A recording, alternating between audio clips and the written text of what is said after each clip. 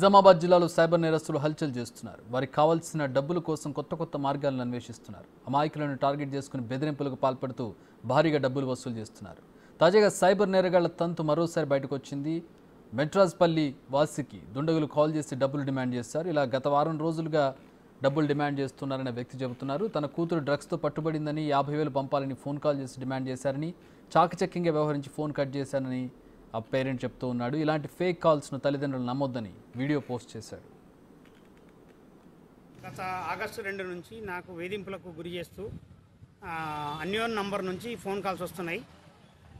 మీ పిల్లలు ఎక్కడ చదువుతున్నారు, డ్రగ్స్తోని 2 కిలోల డ్రగ్స్తోని మీ కూతురు పట్టుబడ్డది అని చెప్పి ఇందులో రామకృష్ణ అని ఒకతను, ఇంకొక ఆయన అదర్ పేరు చెప్పి నన్ను ఫస్ట్ మాట్లాడి ఏం చేస్తారంటే చదువుకుంటారని చెప్పిన నేను ఫస్ట్ నాకు తెలియదు, భయపడిన.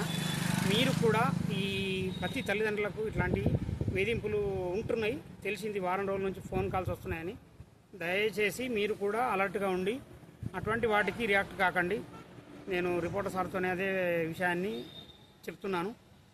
ఈ బాధ ప్రతి వాళ్ళు మీరు కూడా ఎదుర్కొంటూ ఉండవచ్చు. చాలామందికి వస్తున్నాయి జిల్లా వారం రోజుల నుంచి. కాబట్టి మీరు జాగ్రత్తగా ఉండి మీ పిల్లల పట్ల శ్రద్ధ వహించండి. వాళ్ళు ఎక్కడ చదువుతున్నా ఎవరికి చెప్పండి.